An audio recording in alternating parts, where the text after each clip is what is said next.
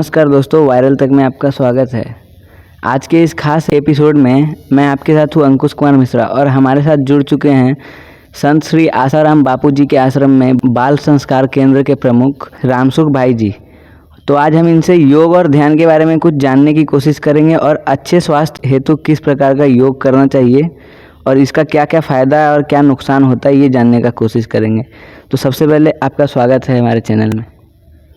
हम संत श्री आसाराम बापू आश्रम नागपुर से श्री रामसुख भाई मिश्रा जी कहना है योग और ध्यान जी। तो योग का सबसे प्रथम हम आपको बताना चाहते हैं, योग कई प्रकार के होते हैं। योग एक होता है जिससे हमने कई संख्याओं को जोड़ दिया तो उसको भी योग कहते हैं।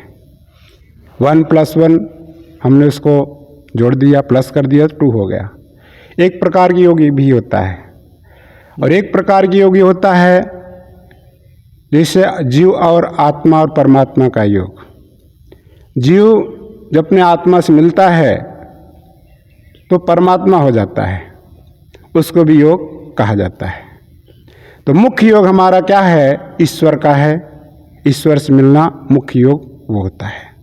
तो हम इस सभी से हमारी प्रार्थना है कि आप ईश्वर आत्मा और परमात्मा से योग बनाएं ताकि आपका जीवन सफल हो और आप हर परिस्थिति में उन्नत हों।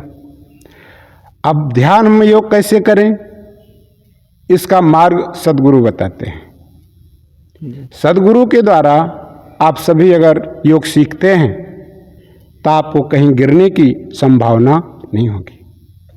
जिस प्रकार माँ अपने बच्चों को सिखाती है, बताती है बेटा ऐसे करना, बेटी ऐसे करना, तो शिक्षा बच्चों पे पड़ता है और वही शिक्षा लेकर के बच्चा आगे बढ़ता है।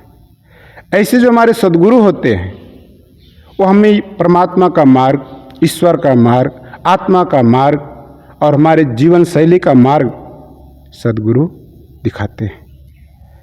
अब रहे ध्यान कैसे करें? किसी वस्तु पर अपने मन को एकाग्र करना, अपनी बुद्धि को एकाग्र करना, अपने चित्र को एकाग्र कर देना, उसे ध्यान कहा जाता है। अब जैसे थॉमस एल्वा एडिसन का नाम आप लोगों सभी ने सुना होगा जी। उसकी कई बार प्रयोगशालाएं जल चुकी, लेकिन थॉमस एल्वा एडिसन अपनी हार नहीं मानी। फिर लक्ष्मण दास बजाज, श्रीमान नारायण जिसका नाम गुजरात के पहले पदाधिकारी थे, मैं थोड़ा भूल रहा हूँ लेकिन इतना नाम को याद है। वो उनके पास गए, बोले कि आप इतना महान वैज्ञानिक होते हुए भी आप कितनी प्रयोगशालाएं जल गई, फिर आप निराश नहीं हुए? तो उनको हाथ पकड़ करके थॉमस एल्वा एडिसन जिनके प्रयोगों से आप बल्ब आज इलेक्ट्रिक कितनी खोज आप चला रहे हैं, उसके प्रकाश में जी रहे हैं, उन्हीं की खोज है। तो खोज कैसी हुई अब बता रहा। उनको आप ले गए, उन्होंने बोला चलिए मैं आपको दिखाता हूँ।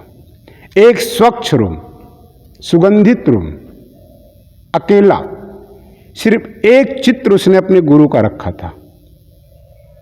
बोला हमारी सफलता का कारण हमारे गुरु जी हैं। जब भी मैं असफल हुआ तो मैं अपना निराशा मैंने नहीं माना और हम उस गुरु के चित्र पर आके एक टक देखते थे, त्राटक करते थे, तो हमको वहाँ से प्रेरणा मिलती, बेटा हार मत मान और आगे बढ़। इसको भी ध्यान बोला जाता है जी। और महाभारत में भगवान शिव पार्वती से कहते हैं कि नास्ति ध्यानम समम तीर्थम, नास्ति ध्यानम समम यज्ञम, नास्ति ध्यानम समा चरित, नास्ति ध्यानम समम दानम। हे पार्वती, ध्यान के समान कोई यज्ञ नहीं, ध्यान के समान कोई तीर्थ नहीं, ध्यान के समान कोई दान नहीं और ध्यान के समान इस संसार में कुछ भी नहीं है। अतः सभी मित्रों से, सभी दोस्तों से मेरा यही कहना, इसमें भक्तों से यही कहना है कि ध्यान करना सीखें। और ध्यान कैसे करेंगे? मिश्रा जी ने पूछा, मैं बता रहा हूँ। जी। ध्यान करने का समय होता है ब्रह्म मुहूर्त सुबह 4 बजे से। सुबह 4 बजे उठ जाएं। जी। जिस गुरु का आप मानते हैं, जिस देवी देवता का आप मानते हो, उनका चित्र आप एक कमरे में अलग रखें और उस कमरे में व्यवहारिक ज्ञान ना हो, कोई बात ना हो। सिर्फ उसमें आपका जो मन में चल रहा है, किस प्रकार का हमको ध्यान करना है, इस प्रकार हमको चित्त एकाग्र करना है, आप उस चित्र पे जाकर वहाँ कमरे में बैठ जाएं, स्नान करके आसन करें। आपने पूछा कौन सा आसन करने से हमारा शरीर स्वास्थ्य अच्छा रह सकता है। जी। तो सबसे पहले तो अभी जो सद्गुरु लोग होते हैं, जी। पहले क्या अधिकारी रहते थे, इसलिए अधिकारी जान करके गुरु लोग उनको शिक्षा दीक्षा देते थे। लेकिन आज का समय वातावरण सभी जानते हैं कि गाड़ियों का, धुओं का सब हो चुका है, तो वातावरण में सात्विकता थोड़ा कम हो चुकी है। इसलिए जैसा अधिकारी गुरु पाते हैं उस प्रकार उसको दे देते हैं। अब वो शिष्य, वो साधक और वो भक्त जाने कि हम कितना अग्रसर हो सकते हैं गुरु के मार्ग पे। अब ज़्यादा से ज़्यादा जैसे हम आपको बताते हैं, मच्छिंद्र नाथ के गुरु थे भगवान शिव जी, शाम भोलेनाथ जी, और उनके शिष्य गुरु गोरखनाथ जी। गुरु गोरखनाथ जी को मच्छिंद्र नाथ जी बोले कि गोरखनाथ, अब से तुमको मैं एक आसन बताता हूँ, इस आसन को जा करके तुम पूरे संसार में प्रचार करो। और वो आसन हमारे गुरुजी भी हम लोग को सिखाए हैं, जिसका नाम है पाद पश्चिम उत्तान पाद आसन, और उसको बोलते हैं उग्रासन। उग्रासन, उग्रासन बोलते हैं। अगर ये आसन आप करके ध्यान करते हैं, जी। या आप स्टडी करते हैं, पढ़ाई करते हैं, तो आपका निश्चित है मन चित्त बुद्धि बराबर आपका काम करेगा, और इससे कई सारी बीमारियां दूर होंगी। इससे टांसिल होता है, अपेंडिक्स होता है, कैंसर होता है, टीबी होता है, बुखार होता है, मलेरिया होता है, जलंधर भगंदर आदि आदि कई सारी बीमारियां आप किससे दूर हो जाती हैं। आपके हमने ध्यान और योग के बारे में दोनों बता दिया। अब आपका आगे का क्या प्रश्न? ध्यान और योग में अंतर क्या है? देखिए, ध्यान मैंने आपको बोला कि चित्त एकाग्र करना ध्यान कहलाता है। योग उसे बोलते हैं परमात्मा से, आत्मा से हमारा एकत्व हो जाए, उसको योग बोला जाता है। किसी वस्तु पर आप अपने मन के एकाग्र कर दे, जैसे मैंने आपको थाल एलवा एटसिन का बात बताई जी, तो हम उसको ध्यान बोल सकते, योग नहीं बोल सकते। मैंने पहले बताया कि 1+1 आप कर दीजिए 2 हो गया, 2 हो जाएगा। तो योग कई प्रकार के होते हैं, लेकिन हमारा जो मुख्य योग होता है वो परमात्मा और आत्मा का होता है। जैसे अभी हम परमात्मा नहीं है, अभी हम क्या हैं?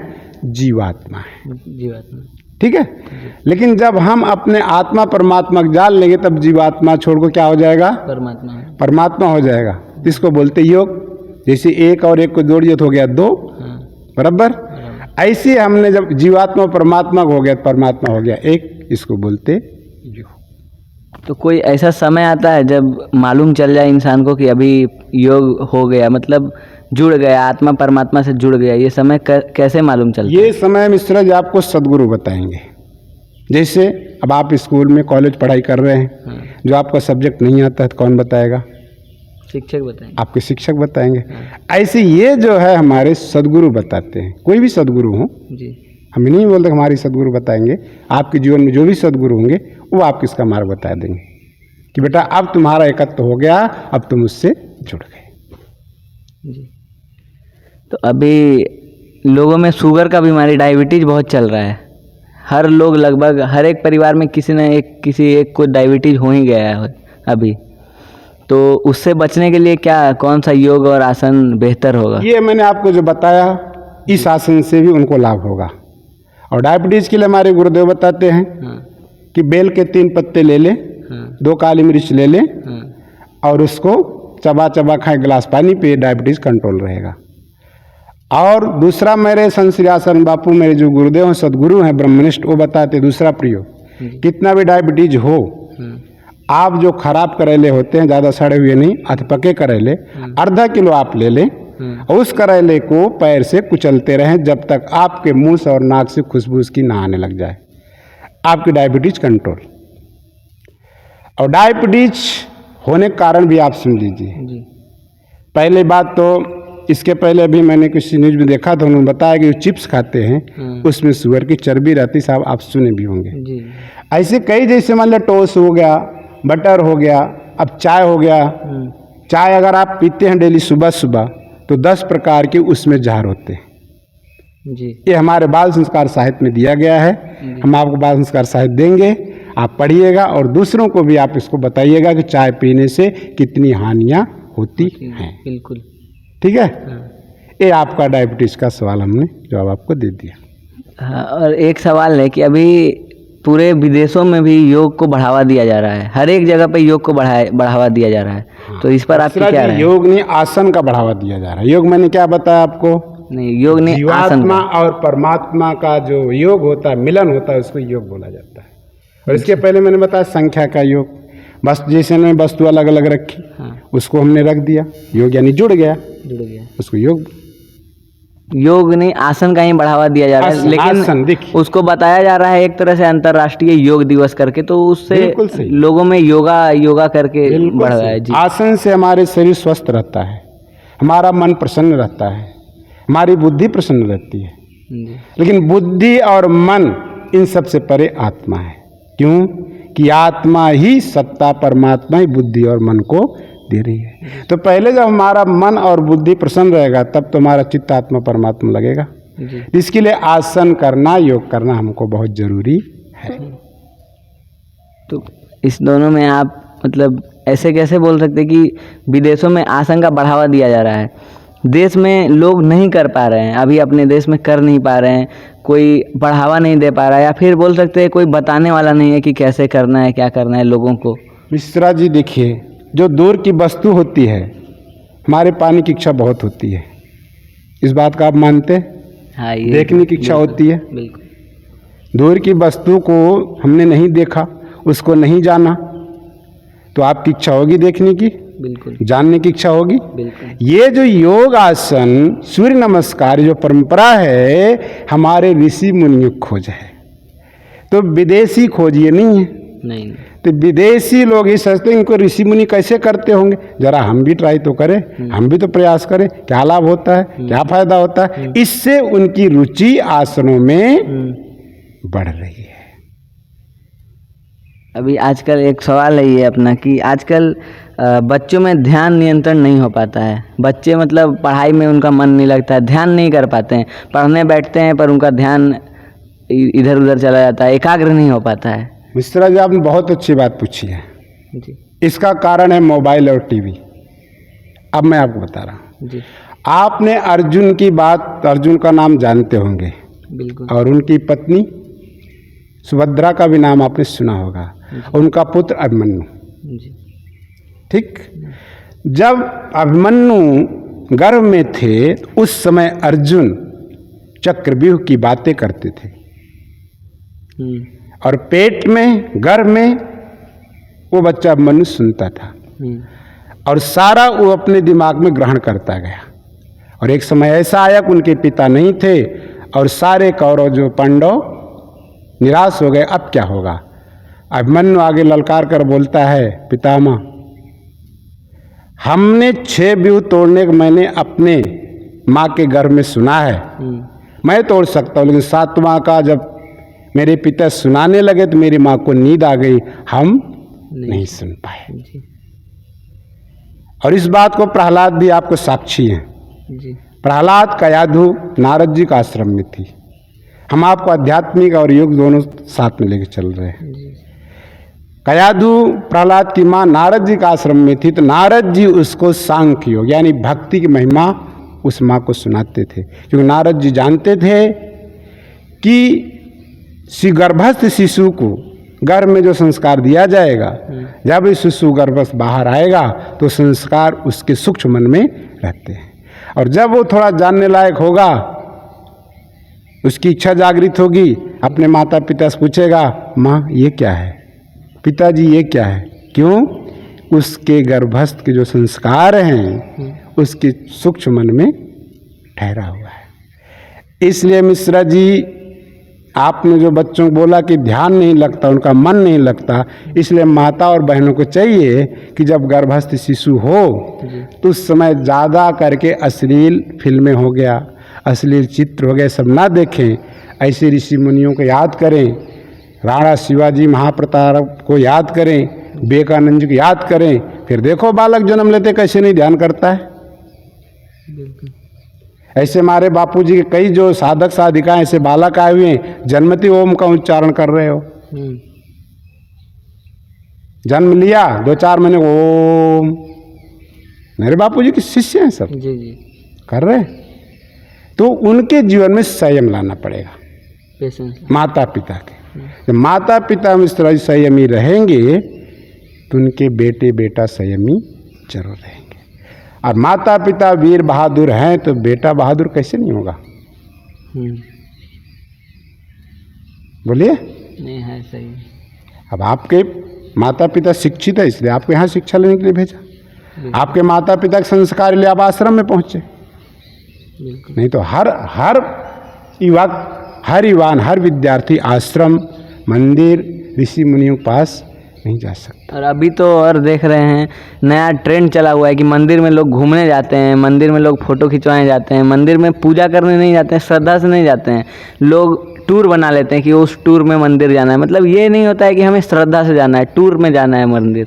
इस पर क्या? अब देखिए, इस पर एक कथा मैं अब सुना रहा हूँ, वो तो ठीक है, लेकिन आपके जीवन में काम आए, विद्यार्थियों के जीवन में काम आए, ऐसी बातें हम आपके चैनल द्वारा अपनी गुरु कृपा से बताना चाहते हैं। मेरा कुछ नहीं है, जो कुछ है मेरे बापू का, मेरे गुरुजी का है। हम आपको पहले बता रहे, जैसे ये तो आपकी महानता है। जैसे कि अभी आप हैं तो आप थोड़ी बोलेंगे हमारा है, नहीं, हमारे माता पिता ने हमको कमा के पढ़ाई के लिए भेजा है, सब तो उन्हीं का है। तो ऐसे हमारे गुरु का है, मेरा कुछ नहीं है। जैसे आपके माता पिता का है वैसे मेरे गुरु का है। बिल्कुल। और हर माता पिता की यही इच्छा रहती है कि हमारा बेटा पढ़ करके महान बने। बिल्कुल। और महान बनने के लिए मिश्रा जी युक्तियाँ हम आपको बता रहे हैं। सबसे पहले विद्यार्थी को चाहिए कि ब्रह्म मुहूर्त में उठे और सोते समय ईश्वर से प्रार्थना कर ले, हे प्रभु मैं तेरा हूँ, तू मेरा है, मैं तेरे तक नहीं पहुँच सकता लेकिन तू मेरे तक पहुँच सकता है। बिल्कुल। हम अपनी गलती नहीं जानते, लेकिन हे आत्मा, हे गुरुदेव, हे ईश्वर, हे राम, हे कृष्ण, तुम मेरी गलतियों को जानते हो, हमारी गलतियों को आप क्षमा कर दीजिएगा। अब चलते हैं हम आपके उस पे। एक विद्यार्थी था और दोनों दोस्त थे। दोस्त थे तो एक जो जैसे अभी आप जैसे संस्कारी आश्रम पहुंच गए, ऐसे वो भी संस्कारी था। गुरु का आश्रम में जाता, पढ़ाई से छुट्टी मिलती तो आश्रम में जाता, जो गुरुजी बताते सत्संग सुनता और अपनी पढ़ाई करता हो। पढ़ाई करके फिर एक बार वो पढ़ते पढ़ते क्या बहुत बड़ा अधिकारी बन गया। कौन? जो सत्संगी बालक था। और जो दूसरा बालक था, वो जो बच्चे सिगरेट पीते थे, जो खेलते थे, गप्पे मारते थे, उनका साथ करता था जी। और वो विद्यार्थी सूर्य निकलने के बाद उठता था, 9 बजे, 10 बजे, 8 बजे। सूर्य निकलने के बाद जो विद्यार्थी उठेगा वो निस्तेज हो जाता है। क्यों? अब आपसे हमारा सवाल है कि अंधेरा रहता क्या हमारी बुद्धि काम करती है? अंधेरा कोई चीज हो गया, अगर उस वस्तु को देखने जाते हैं तो आपको टार्च जलाना पड़ेगा, नहीं जलाना पड़ेगा? बिल्कुल जलाना पड़ेगा, देखना पड़ेगा। लेकिन जब सूर्योदय हुआ तो सब अपने आप दिख जाता है। बुद्धि काम करना चालू किया। बिल्कुल। तो बुद्धि का स्वामी कौन होता है? प्रकाश, भगवान सूर्य। सूर्य आप सनातन संस्कृति के बालक हैं मिश्रा जी, इसलिए मैं आप सनातन संस्कृति की बात करेंगे जी। समझना? तो बुद्धि का स्वामी सूर्य। अगर आप अपने माता पिता को नाराज करेंगे तो क्या आपकी बुद्धि कार्य करेगी? नहीं, बिल्कुल नहीं। मन लगेगा आपको पढ़ाई में? बिल्कुल नहीं। काम में मन लगेगा आपका? एकदम नहीं। ऐसी भगवान सूर्य हमारे बुद्धि के स्वामी हैं। अगर हम लेट उठेंगे तो क्या वो हमारे से प्रसन्न रहेंगे? नहीं। इसलिए नवयुवक को, विद्यार्थी चाहिए कि सूर्य उदय के पहले उठ जाए। हम आपको चल रहे हैं लेकर के कहाँ जा रहे थे? विद्यार्थी के ऊपर। वो विद्यार्थी गप्पे मारता, लेकिन ये विद्यार्थी पढ़ लिख के बड़ा अधिकारी बना। और वो जो विद्यार्थी था सब्जी की दुकान में गाड़ी खींचते ना काठ वाली, वो खींच रहा था। एक दिन संयोग से वो विद्यार्थी, इससे आपको प्रेरणा मिलेगी जी। विद्यार्थियों को प्रेरणा मिलेगी, सबको अगर इस कथा को ध्यान में लाएंगे तो सुनेंगे। एक दिन दैववश जो विद्यार्थी सत्संगी था जी, वो जहाँ गाड़ी में सब्जी अपना ठेले वाली काट से लगाता था, वो विद्यार्थी वहाँ पहुँच गया जी। और उसको पहचान ले रहे, तो यहाँ कैसे? बोले क्या करे, मेरा भाग्य फूटा है। मेरा भाग्य फूटा है। तो वो जो सत्संगी विद्यार्थी है बोला तेरा भाग्य नहीं फूटा जी। बोले मित्र, मैं तुमको बोलता था ना विद्यार्थी काल का उपयोग करो, नहीं तो पछताना पड़ेगा। इसलिए विद्यार्थी काल का जो जीवन होता मिश्रा जी, अपने को एक सेकंड भी फालतू नहीं गंवाना चाहिए, उपयोग करो उसको। फिर वो रोने लगा, बोले रोने से कोई काम नहीं, क्योंकि अब वो समय निकल जा चुका है। इसलिए आपके चैनल के माध्यम से बताना चाहते हैं कि जो भी विद्यार्थी हों, जो युवक हों, जो कॉलेज पढ़ते हों, अपने समय को बचा करके रामायण है, गीता है, आदि आदि जो भी सद्ग्रंथ हैं, कुछ कुछ उसको पढ़ें, जिससे जीवन में चमक आएगी। और फिर उस विद्यार्थी जैसा अन्य विद्यार्थियों के हाल नहीं होगी।